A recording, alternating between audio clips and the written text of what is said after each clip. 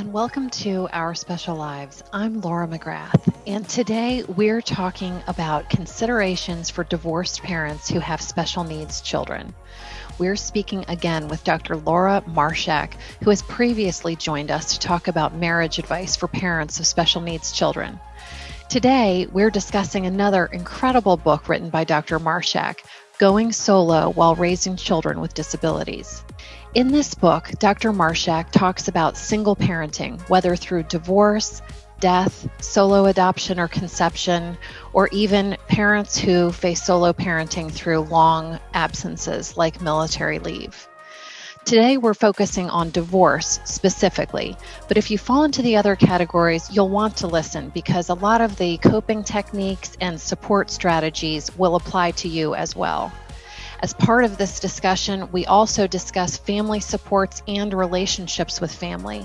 So even if you're not solo parenting, you'll still get something out of this talk. Dr. Marshak is a practicing psychologist who specializes in disability-related issues. She is a professor emeritus at Indiana University of Pennsylvania and the author of 8 books. Her focus is on helping families of children and adults with disabilities reach optimal levels of quality of life. And before we get started, don't forget to like, subscribe, and share. Dr. Marshak, thank you so much for joining us today.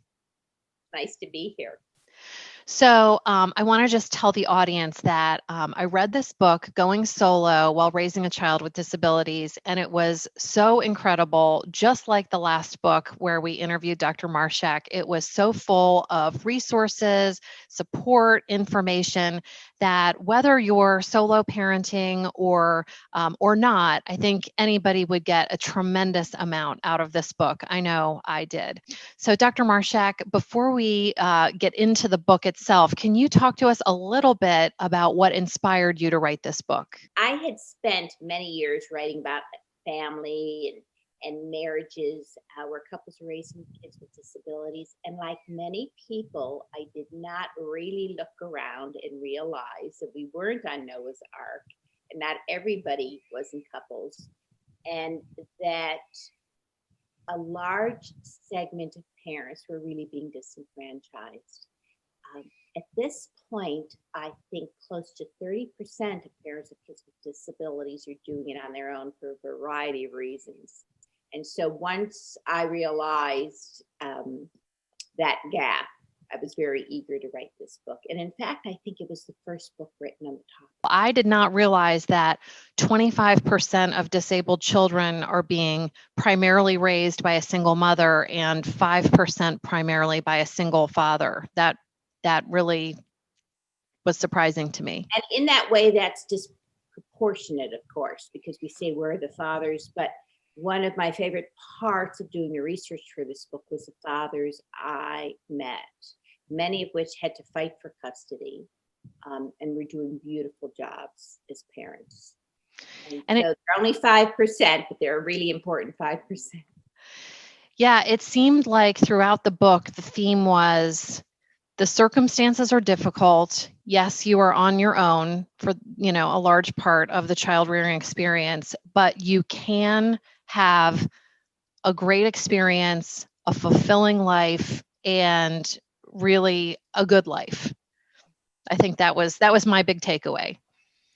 I'm glad that was your takeaway, because that was exactly why I wanted to write it and have it be very clear that we can have a high quality of life, even if we have some built-in difficulties. And so I'm glad that came through for you.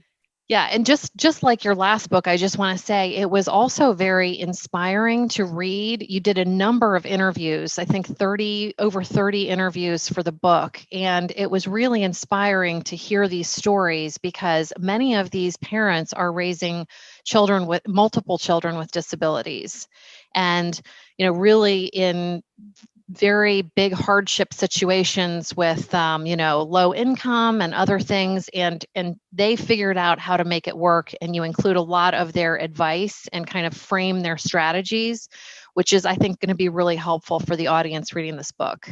Thank you. And the one thing I want to point out was I included everybody I interviewed in the book. So I got, I posted ads like on Craigslist. So anybody who wanted to be interviewed, I interviewed and included in the book. And I think it really speaks to the fact that it's the common person that actually has a lot of expertise they can share with others. Yes. And that inspiration is not only found in those that get the most publicity or Yes. Yeah, that definitely comes through. So you talk about a number of situations where one can find themselves in a solo parenting situation, but there was so much information in the book that I felt like it would be probably the most helpful to talk in this talk about the most common situation, which is divorce. And so let's talk a little bit about how divorced parents are making it work. This is, I think, chapter 3 in your book. And I think you start out by saying there's no one size fits all approach to raising a child with special needs when you're divorced. And also for dealing with one's ex. So I include interacting with exes that are reasonably cooperative down to those that are threatening or intimidating. Yes. And one of the things you talk about that I thought was really helpful is as you embark on a divorce or as you're going through a divorce, come up with a goal with regard to your children. Yes, and I included, I gave people pseudonyms, so I think her name was Betsy. It could have been Betty. But anyhow, she told her story in which she had a lot of negative feelings because 4 months after filing for divorce, she found her husband on a cruise with another woman. And so she had to manage a lot of anger and resentment and some loss. And she's a beautiful example of that point because her goal was to be adult and rise above it and protect her children from any of these negative feelings and to do the best job getting her husband to co-parent effectively with her. And she's a beautiful role model that has many strategies in that book about how she did that. One of the things you talk about is sitting down and focusing on the positive aspects of divorce and being the solo parent. Can you talk about that a little bit? I reread the book the other night, so some of the quotes refreshed me. And one that jumped out at me again, and it fits my work with individuals as a psychologist, is I mentioned the fact that none of the people interviewed regretted that divorce. I thought that was interesting. And, you know, I'm not saying everybody who's having marital problems, it's better to be divorced. But for those that struggled with that decision and finally made it, that they didn't have regrets because as hard as it was, they were free from some other problems. Mm-hmm. And often they had more control over child rearing. There may be more peace in the home, less conflict. And so that there were truly some gains that came with the decision that we usually associate with a great deal of loss. Yeah, I thought one of the things that was interesting is just not having that resentment against potentially a spouse that is not that participatory, and kind of an ancillary to that, that spouse then has to naturally become part of the child rearing process when they have visitation with the child. So in some examples, that husband or wife who was not particularly participatory in the marriage is now with the children 2 or 3 days a week or over weekends and is really now much more involved in the child's life. And the primary parent gets a break. Resentment, though, often doesn't end with divorce. And I think learning to manage resentment or minimize it is a really important part of that chapter, because even after the divorce, it's resenting maybe you're doing more than your ex, or your ex may have more money or is going away with his new wife. And so managing resentment is part of that. The other part that I think is important is when co-parenting with an ex, learning to do it differently and sometimes stepping back so that your ex will learn to step up and be a more involved parent. That doesn't happen automatically, but it does often happen after divorce, not always. Yeah, that was one of the things you brought up is to kind of go into it with a mindset that you're going to trust that your spouse, even if they're not totally competent when you start out, can become competent. And sorry. Yeah. And just being able to use your best communication skills to foster that as opposed to criticizing.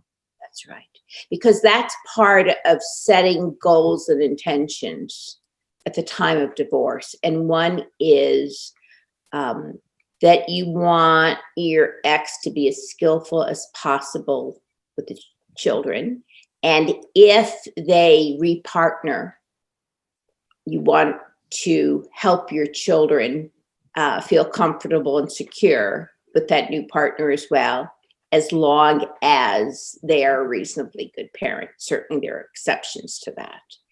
Yeah, I thought it was interesting how you said that children often feel a sense of guilt or like insecurity about having a relationship with the step person. And encouraging that, being supportive of that, actually helps your children to feel more secure. Absolutely. And there's some good illustrations in that chapter. And I have seen it time and time again, where oftentimes the children end up with 3, sometimes 4 involved parents that get along and provide a very strong foundation for the child or children's security. And then another thing you talk about is picking your battles. Can you talk a little bit about that? I imagine that's one of the hardest pieces for divorced parents to sort through, is what's important and what do you just look the other way on? You know, and it goes hand in hand with that notion of setting your goal for children not being harmed as a result of divorce. And, you know, as part of keeping your eye on the prize, and the prize is that there not being a lot of conflict, unnecessary conflict between you and your ex, and your child not being drawn into that. And so when we're clear on our goal, it's easier to manage our behavior. So that's part of it. And so when I work with individuals in that situation, I really work very careful about only going after the most important battles. And I would say 3/4 of the potential battles could be sidestepped. Do you have any like litmus test for what should be sidestepped and what should really be given priority? So abuse and neglect, including emotional abuse, maybe grossly underestimating a child's capabilities, none of that can be ignored, of course, because it's damaging to the child. But consistency in daily routines, I think, can be ignored. Sometimes even special diets, I hate to say it. But sometimes there's so much fighting that goes into making sure the ex follows through on a gluten-free diet that maybe he doesn't believe in, that maybe you will win the battle on that front, but you lose the war, are not able to meet that goal of cooperative, well-intentioned co-parenting. So it's often around consistency. And it's very hard if you want to learn to sidestep those battles or those skirmishes. It gets easier, but it has to be done with some intentionality, because divorce is fraught with so many strong feelings. It's easy to take the bait and want to skirmish. Mm-hmm. So in your experience, if you want to communicate something that's important to you that you feel like is not being handled well when a child is in visitation with the other parent, what would be the words to use to broach that subject that maybe have the highest chance of success? I am not sure that I can come up with the exact words, but I can come up with the exact or close attitude, which is, if your intention is truly to not control the ex, but to provide support in the parenting, that attitude will help you find the correct words. And so often it's not the words, it's our attitude, it's our nonverbals. I think that when it comes to the right attitude that helps us find the right words, it often comes down to control. That if the other partner feels that you're putting him or her down or trying to control, they won't hear anything you say, no matter how well you choose those words. So, in the co-parenting section of the divorce chapter, one of the quotes that you give is, "Love your child more than you hate your ex." I love that quote. And I wish I could claim it as mine. I can't. It came from, I think, D. Shaw Phillips. I don't know if you have the authors here, but it was a divorced couple who wrote a wonderful book, I think, called Co-Parenting 101. I do actually, later in our talk, I want to talk about them and that book. I just want to mention it because it seemed like it would be a good resource. It's a wonderful resource, and I love that quote. And I find that is a quote that many divorced parents can relate to. Another analogy you give is, think of your dead relationship with your spouse as a zombie who's trying to eat the newborn baby of your post-breakup relationship. And you want to do everything you can to protect that new relationship. I thought that idea was so memorable because I never realized that you can completely reframe your relationship with your ex.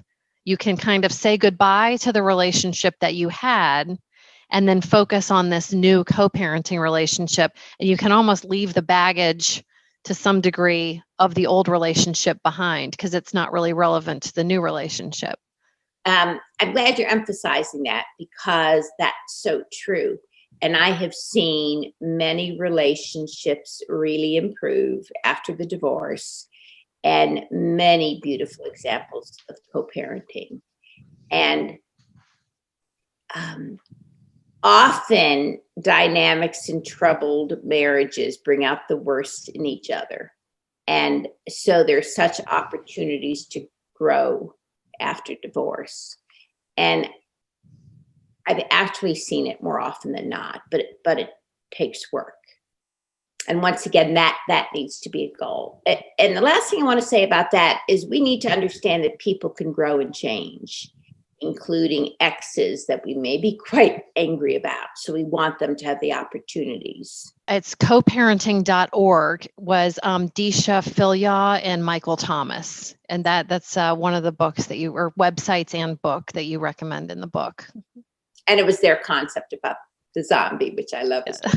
Let's talk about the absent ex. So let's say that let's just say you're a female raising a child with a disability and the father leaves and does not participate in visitation and that kind of thing. What do you think about that situation? What can people do? Well, I was struck in the book that in at least 2 of the interviews out of maybe 9, let's say, on divorce, told stories of exes that were absent for years and then came back into the picture.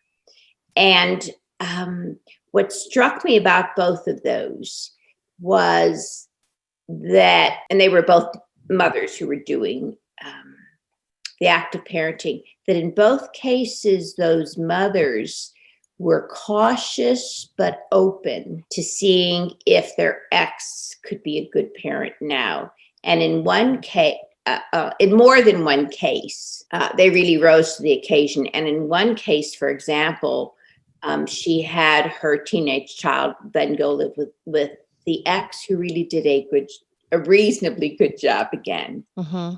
And so sometimes when they're absent, it doesn't mean it will be forever. It's much better for children to have relationships with both parents. And so in both of those stories, they opened their heart to the possibility of letting the ex back in for the sake of their children. Well, that's great. One of the other things you say is that in that situation in particular, I think it's important for all solo parents, but in that situation in particular, it's very important to establish some supports. And we're going to talk about supports later in our talk. But it seemed like you emphasized the need to just make sure that you have some other people you can rely on in your journey.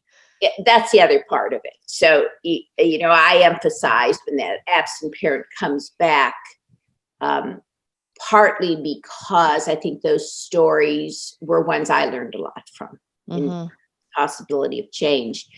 But absent parents, I don't want to say they can be easily replaced, but in many ways, especially if they were not a very helpful parent, can be replaced by friends, family, and support groups. And so many parents thrived that way. Yeah.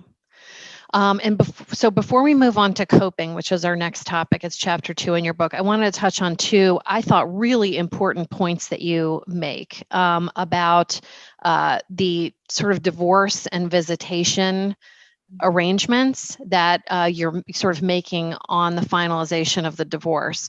One point that you make is that parents should look into penalties for non-payment of child support, and also keeping in mind that if you've got a child with special needs, that child is likely going to need support well beyond 18 or 21, whatever is applicable in your state. And I thought that was so important because that's not anything that would have occurred to me, certainly, and may not occur to your divorce attorney.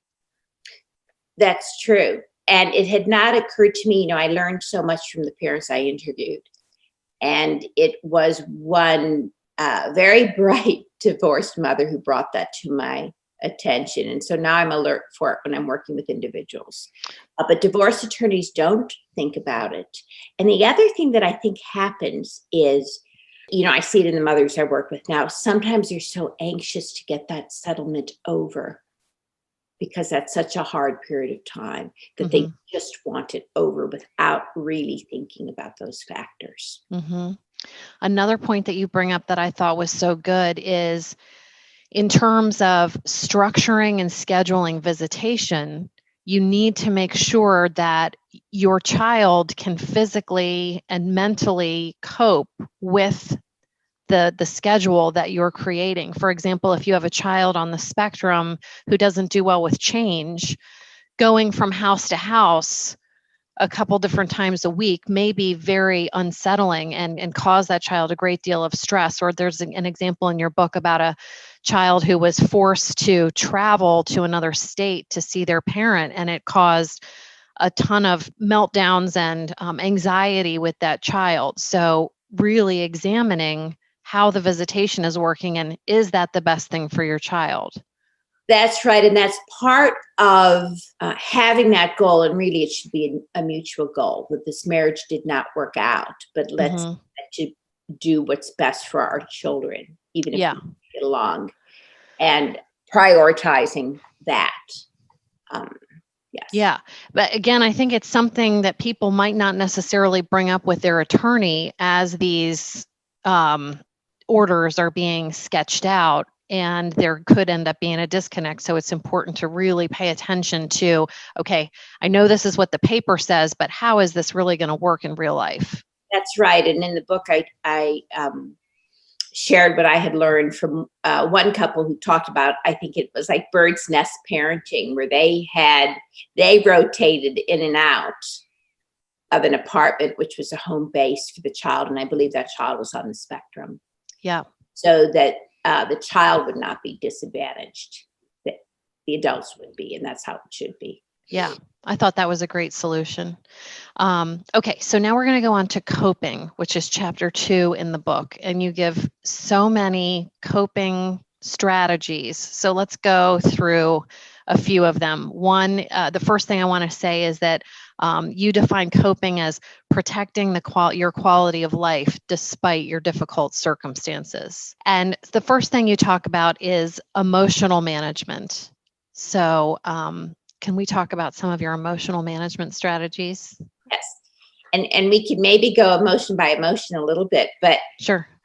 I wrote about emotional management in that context that we need to manage our emotions will manage us. And when it comes to being solo raising kids with disabilities, those tend to be anger, fear, anxiety. There's probably, and often worry, and there's often grief. So let's talk about anger first. That's the one that probably is very popular when you're getting divorced. And this is where those strategies are relevant to those people watching that are married too. Mm-hmm. Is learning to manage anger, I think, is a universal need. And so some of the points I made, and I shared tips. Not only did I interview a lot of people, but then I got input from a few hundred solo parents. When it comes to handling anger, we need to feel it because it's a good warning that something is wrong, right? It's a cue to either be assertive about something or right something that's wrong. However, the issue with anger is we can't get stuck in it. So we don't want to suppress it, but we also don't want to engage in thinking that just feeds our anger, because then it becomes unmanageable and is no longer a useful emotion. And I just want to point out, I've covered some of this concept in some of the other videos, but a lot of people try to suppress these difficult emotions by buffering with food or alcohol or other things. And so when you say suppress it, sometimes what that looks like is engaging in those other really unhelpful activities.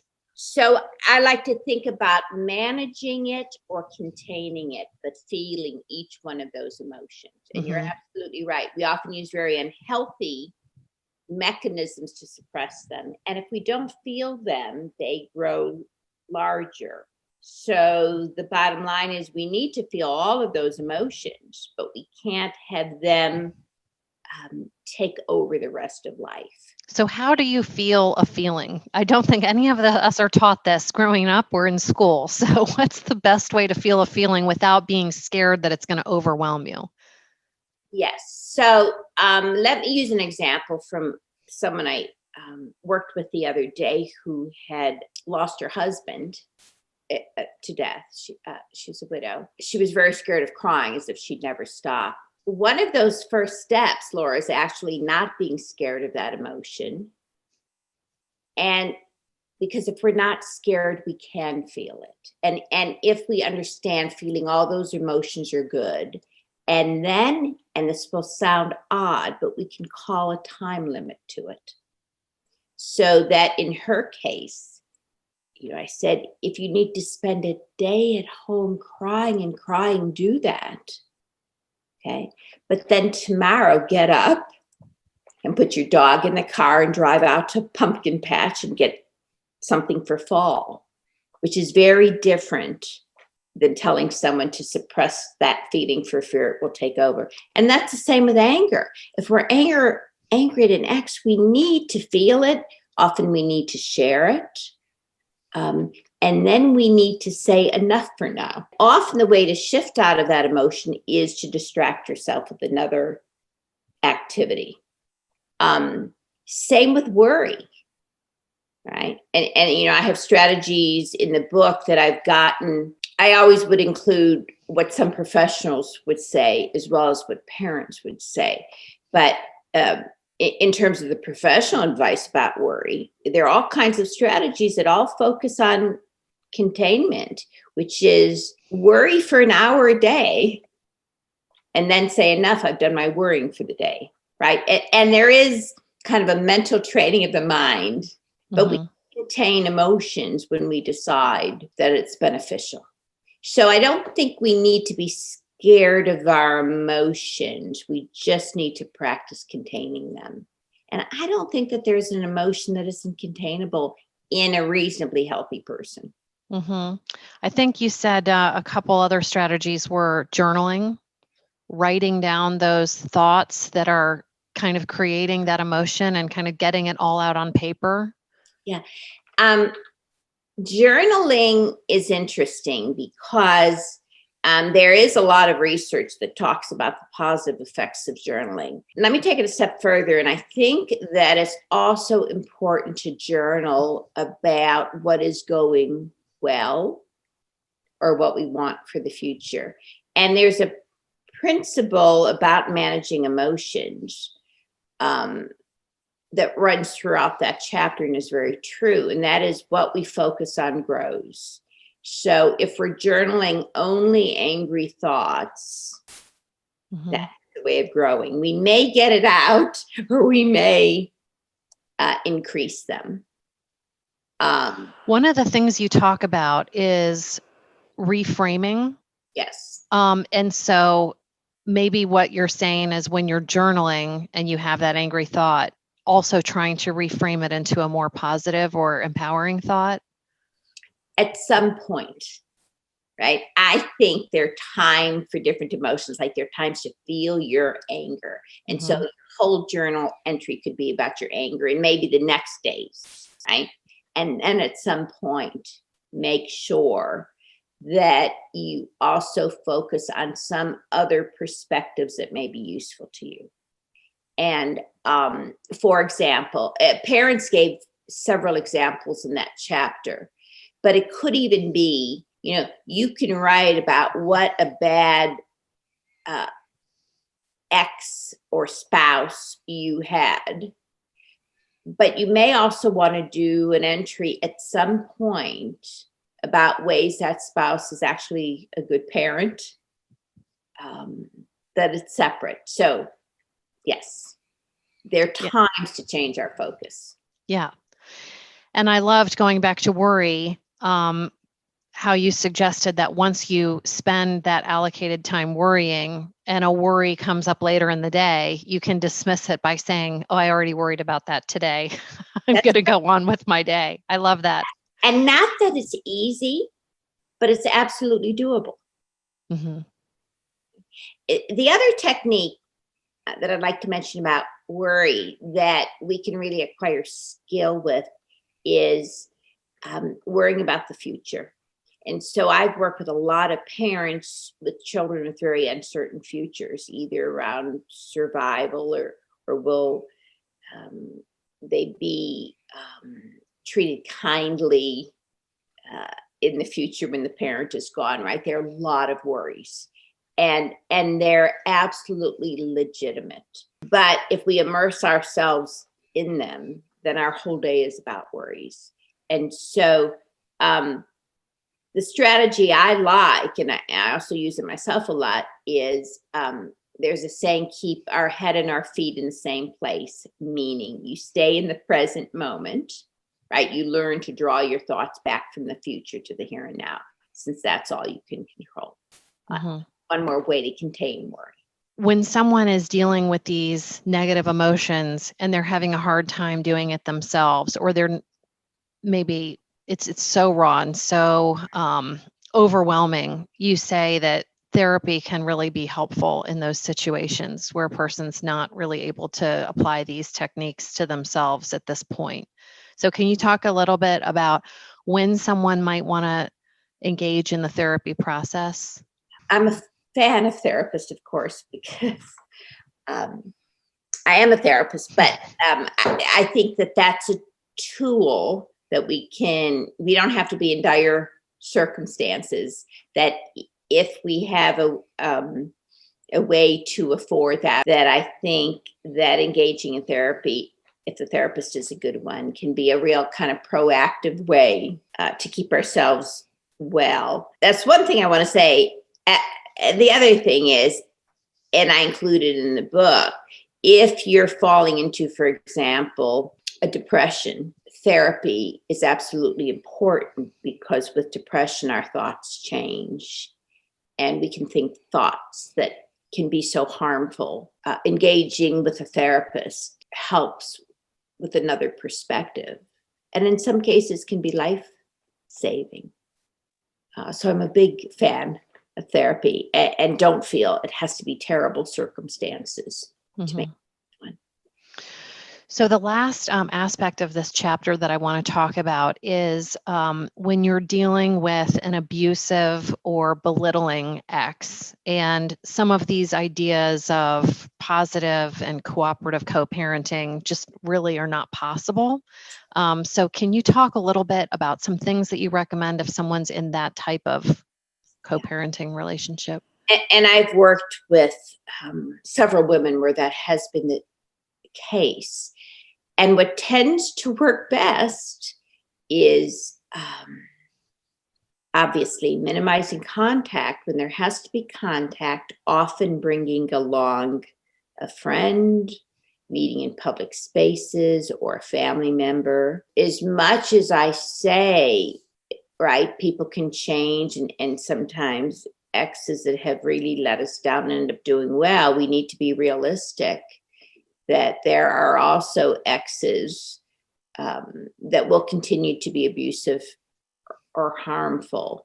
So it really is limiting that contact, but also typically you don't ever, probably, I'm thinking about exceptions, but you don't have to be alone with that person. And then when the ex is just more of a noxious influence where you don't fear safety, um, you can limit other ways, which is not responding to many emails. I have the example of a woman in the book who had a very threatening ex. And she was very frightened of him, and he was very, very noxious. And she said to me, she only got her mail like every 3 days because that was timely enough for bills or any legal papers she had to respond to, but she did not want to be reading what he was sending her. And so Mhm. there are a lot of ways we can draw boundaries to keep that person further out of our life. You talk about the term parallel parenting. So I assume that means just kind of ships in the night That's right. and only engaging with that person on a total need to communicate basis. And actually, in some of the uglier divorces, there are services and apps that set up so that there is a way to communicate only about the children, but to not have any more contact than that. Yes, there's one in our local jurisdiction. I can't remember the name of it, but it basically is a portal where all communication is copied to like the guardian ad litem and maybe possibly somebody assigned by the court. And so there's a third party involved in monitoring the emails, and the abusive co-parent feels a lot of times like they can't be as ugly as they might be. I'm glad you added that Yeah. because I think that's an important resource for some people. Yeah. Okay, so let's move on to finding supports. This is chapter 4 in your book, and you talk about 3 different types of supports, which are emotional, informational, and then physical or tangible help. So, as far as emotional supports, you talk about looking at relationships with parents and siblings, looking at friendships, looking at employment supports, and trying to figure out who is going to be able to help you as you embark on the solo parenting journey. So let's start with family. And this is a tricky topic, as you note in the book, because sometimes family maybe want to be helpful, but end up not being that helpful. And so you talk about some ways to navigate that. That's right. And I talked a lot about gentle but firm boundary setting with parents, because often when people are divorced, especially for women, or lose their partner, parents step in and you become somewhat like their child again. It's almost like you can lose your adult status. And as much as those parents are trying to help, not all help is helpful. So there's a lot of advice in the book about how to set boundaries. One of the things you said that was very interesting to me is that parents who are going solo need to understand and have empathy for the fact that grandparents often experience double grief. That has to do with a different kind of disappointment with parents. There are ones that may be over involved, and then there are parents who are either under involved, they're avoidant of the grandchild, or they refuse to really, as many parents say, get it. They don't get my kid. For example, they'll give a baseball bat and a ball to a child, one mother talked about, who will never, ever be able to play ball, right? Mm-hmm. Not getting it. Yep.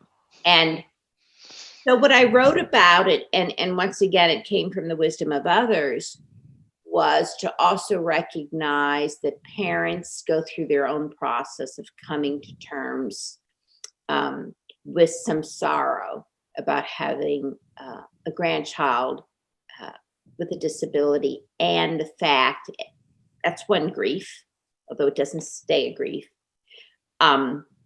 And the other grief is, we often wish that our adult children have perfect lives and no big bumps in the road. So there's often grief for a child. Now, later down the road, if grandparents have contact, they see that life can be very good with children, no matter how severe a disability is, but that they also have to go through a grieving process often, many of them, all of them. Yeah, I think it's interesting because if your parents are the avoidant type, I imagine that leads to a lot of a lack of empathy when you're hurting, because it's just a further reminder that causes them to grieve that your life is not the way they wanted it to be. And it really can come off as very hurtful to the parent of the child with a disability.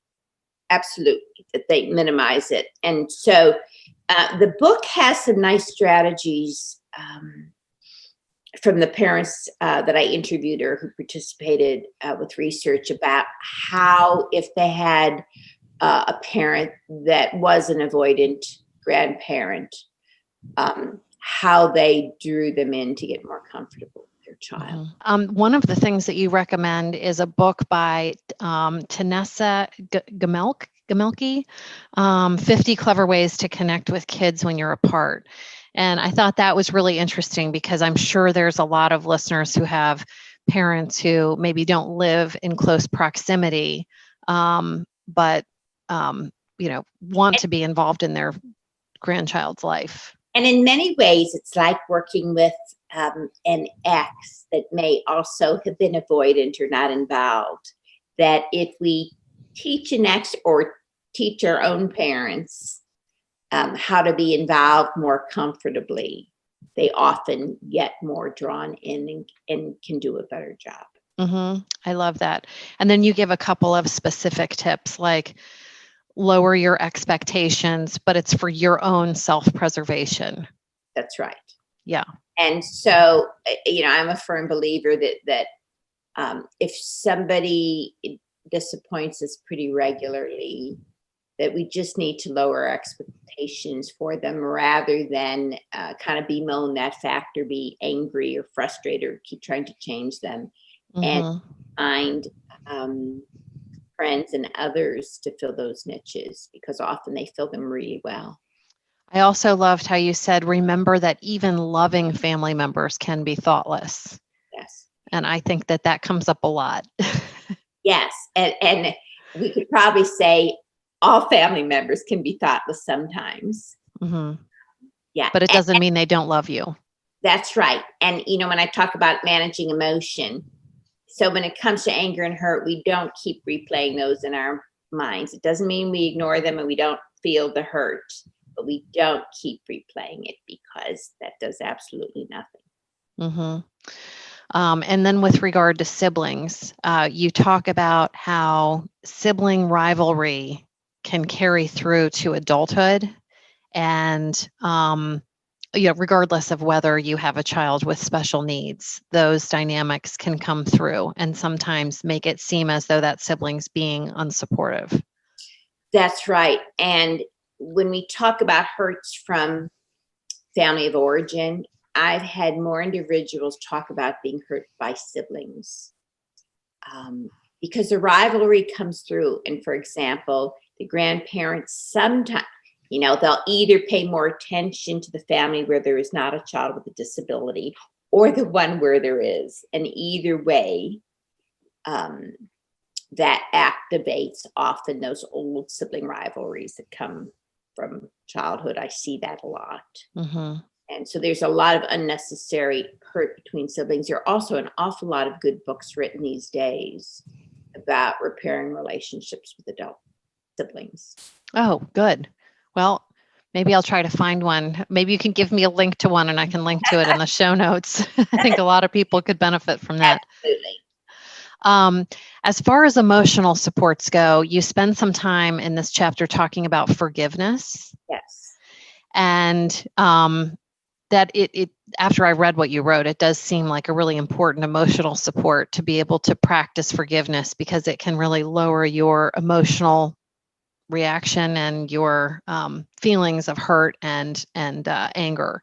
But I love the Robert Enright quote: "Forgiveness is giving up resentment to which you are entitled and offering to the person who hurt you a friendlier attitude to which they are not entitled." I thought that was great. I love that quote too. And so forgiveness is something we do for ourselves so that we don't have to marinate in these angry thoughts that are often very justified. And I write about the fact, here again, I draw on experts that talk about the fact the person doesn't have to deserve forgiveness. They don't even ever have to have apologized to us. But it's a way that we can gain some emotional freedom to think about other things and to feel differently. Yeah, that's one of the things that you say, that expecting or waiting for the offending person to admit what they did and apologize just keeps you stuck. It doesn't help the situation at all. And I actually see that a lot. That's right. And so much of what I write about when it comes to coping in general is to buy yourself emotional freedom. It's not like we don't have good reasons to be angry, scared, sad. But if we don't manage those emotions, they take up center stage, and we don't have enough room in life for joy and friendship, peace, and contentment. Mm-hmm. You talk about a number of other supports in the chapter, and you mentioned Al-Anon. Yes. So can you talk a little bit about that? Yes. So Al-Anon is an international support group for friends, families, and others that know somebody struggling with substance abuse. And I've been to Al-Anon meetings, and because most of us in this world know somebody, and I would sit there often. I mean, it would speak to me at times, but I also so often thought about families of kids with disabilities that I work with, about how valuable many of their principles are. And, Al-Anon is also geared to have emotional freedom, if you think about it, by not being so focused on that one person who's struggling with substance abuse and making us angry or making us sad. And so I'm a real fan of Al-Anon as a resource. And they have a saying, which is take what you like and leave the rest. So my idea is if you get a gym here and a gym there, Great. that's worth it, because life is complicated. And the people sharing their wisdom in those rooms are people who have not had easy lives. And they share what works for them. Yeah, that was one of the other things you talked about is support groups in general. Sometimes work for people, and then for other people, they don't work at all. That's right. And um, I've seen it go either way. And sometimes people will go to support group and leave way more upset than when they walked in the doors. And Yeah. sometimes they're invaluable. And so, and it's the same like Al-Anon meetings. You know, my advice is you sample many and you get the right group of people, and then maybe it'll be a wonderful support for you. But it's not always your first try. Yeah. Yeah, when our son was first born, there were a number of Facebook groups, support groups for children with significant disabilities. And what I found is I'm not really wired to do well in those types of support groups because I tend to be so empathetic that hearing people's problems and stories was just too overwhelming for me. And I was dealing with my own stuff as well. And so I think if you're wired like that, sometimes it can be more of a detriment than a help.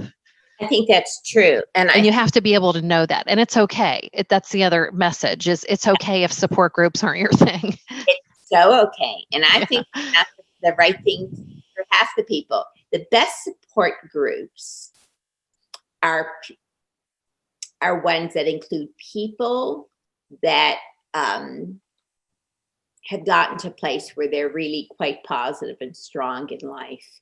And so that there's a place for grief and fear and worry, but also a good bit of emphasis on more positive outcomes that are Yeah. possible. Then you talk about employment supports, which I thought was interesting. And you talk about un and underemployment being such a huge source of stress for solo parents, because obviously, if you have financial stress, it pervades almost every aspect of your life. And when you're solo, it's hard to maintain two households on what formerly maintained one.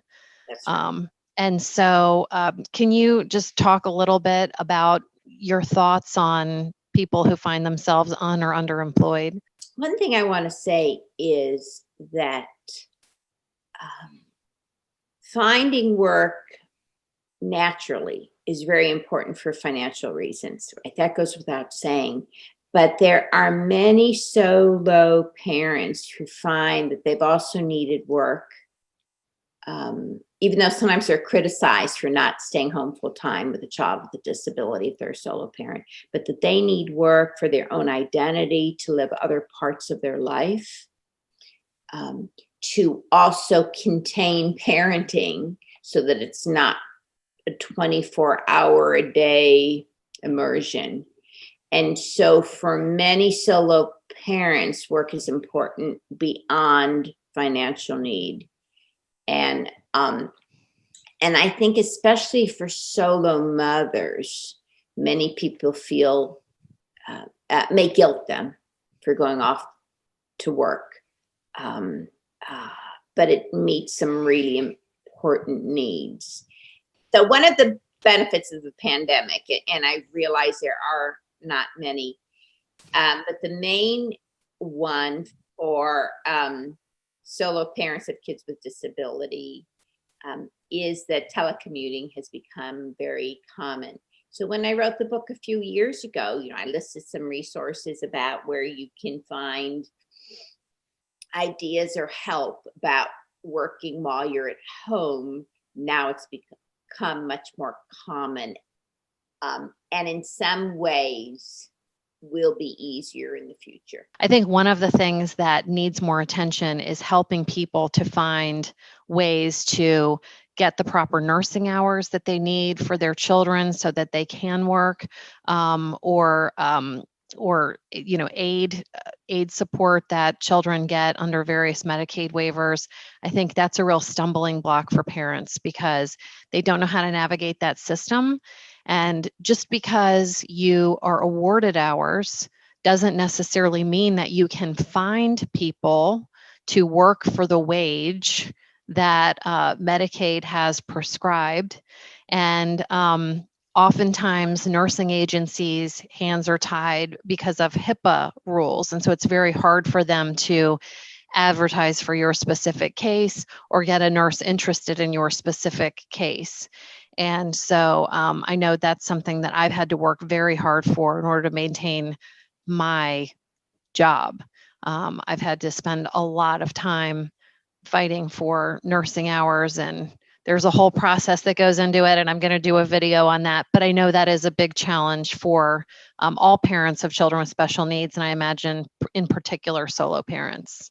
That yes, and that we simply say, I'm really looking forward to you doing a video on that because I think that information is so important. And in addition, let me add that picking the brains of other parents really helps with that. Yes. Also. Well, Dr. Marshak, this is such a fantastic book. It's a great read. I think whether you're solo or not, you could get a ton of information, but I highly recommend this if you are a solo parent. And I can't thank you enough for all of your time today. I enjoyed it. Thank you. Good.